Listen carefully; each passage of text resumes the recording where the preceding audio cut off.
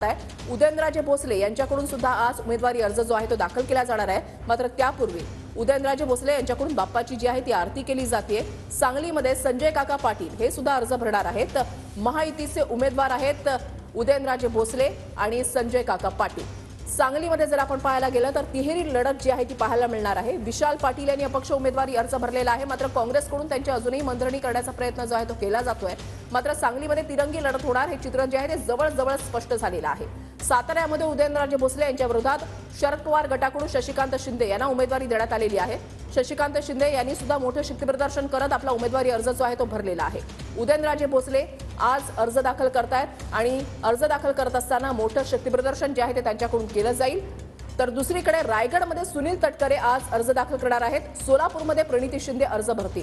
रायगडमधली लढत जी आहे ती सुनील तटकरे विरुद्ध अनंत गीते ठाकरे गटाचे यांच्यामध्ये ही दुहेरी लढत जी आहे ती पाहायला मिळणार आहे। तर सोलापूरमध्ये प्रणिती शिंदे यांच्या विरोधात राम सातपुते हे उमेदवार आहेत। त्याच्यामुळे अटीतटीची लढत जी आहे ती या दोन्ही मतदारसंघांमध्ये पाहायला मिळणार आहे। सुनील तटकरे यांच्याकडून सुद्धा मोठं शक्तीप्रदर्शन करत उमेदवारी अर्ज जो आहे तो भरला जाणार आहे।